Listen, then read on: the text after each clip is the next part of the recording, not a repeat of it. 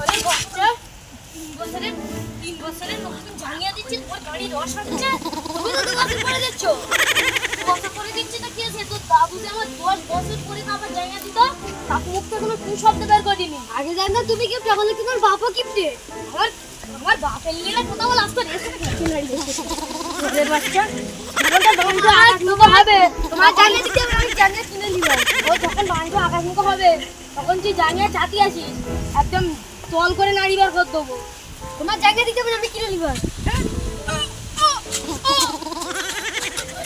বাবা আমি যাচ্ছি ওই টাকা তোমাকে দিচ্ছি 10 20 30 40 50 এই 50 টাকায় আমি এক সপ্তাহ সংসার চালাবো তারপরে আমি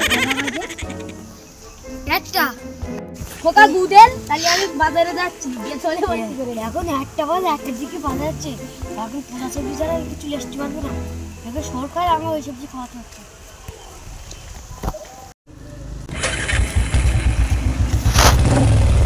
সাইকেলটা তো অনেকক্ষণ ছেলে এসছি ওই টাইপটা তো সব ছুটে যাবে এক কাজ করি ঘাড়ে করে নিয়ে যাই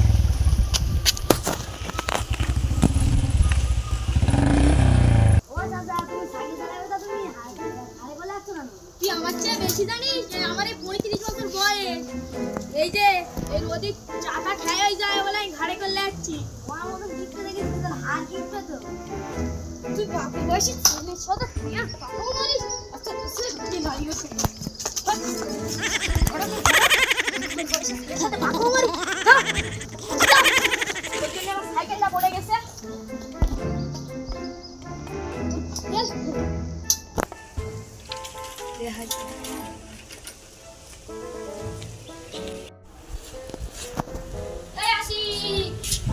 বন্ধু তুই আজকে কোথায় ছিলিস পাঠার বাড়িতে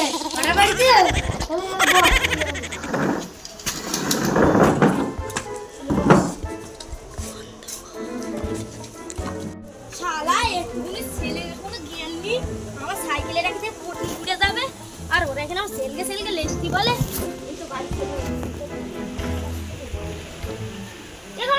বাড়ি কোথায় ওই জন্যই তো শরীরের মতন দেখাচ্ছে এই নাকি না তোমার ছেলে শান্তি গেছে তুই আমার নতুন চেয়ারে বসে কি করবি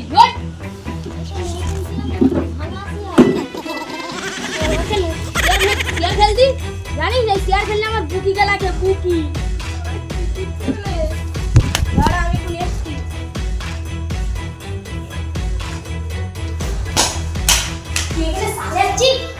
মিষ্টি দিছি ও চামচ চিনি দিছি এক চামচ শুয়ারের বাচ্চা তুই এক চামচ চিনি দিছি হা কি ইমানদারি এক চামচ চিনি দিছে ছেলে বলতেছে চাচা চিনি আমি একটু কম না এই তুই চুপ কর তো জায়গা পেন বস ও তুই এক চামচ চিনি দিছি জানিস ওই এক চামচ চিনি দিয়ে আমি 5 কাপ খাবার দিলাম তো সারা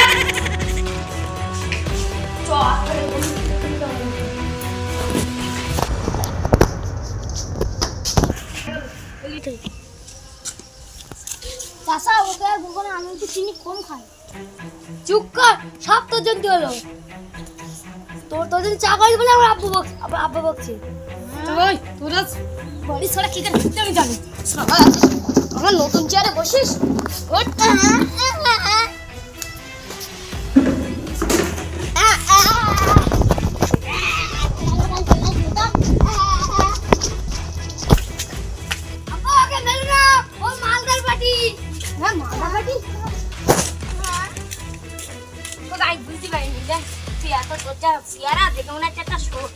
মালদার পাটি বলি বুঝতে পারিনি যে 2 চামচ চিনিতে চাবা না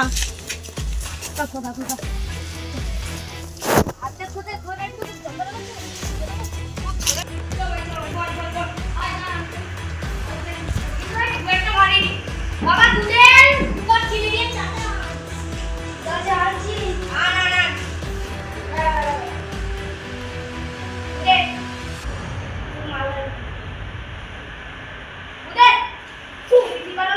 চিনি দিয়ে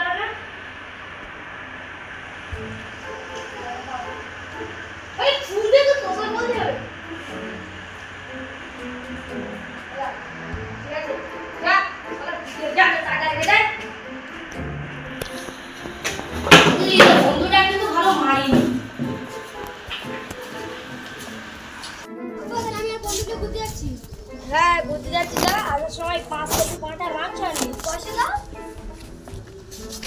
আচ্ছা খুব দেখতে মানে এখানে মালদার পার্টি আছে। বাবা তুমি কিছু মনে করো না, এটা একটু শিক্ষা করে লিও। আমি একটু হেগে এসছি। বাবা বাবা এটা একটু বাথরুমটা দেখতে দি, এরা একটু কমন হবে, হাগা লাগবে তো। এটা ঢুকে দিকে। ও মজা নাই গো, মজা না বলো।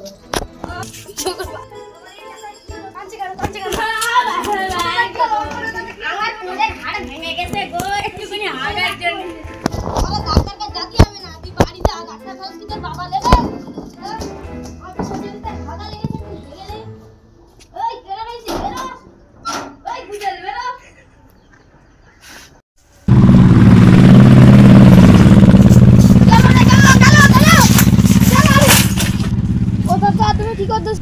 আরে কোসি খুব জোরে হাগা লেগে গেল, তাই এখানে হেগ দি, আর আমার ঠ্যাঙের চামড়া ফেটে গেছে।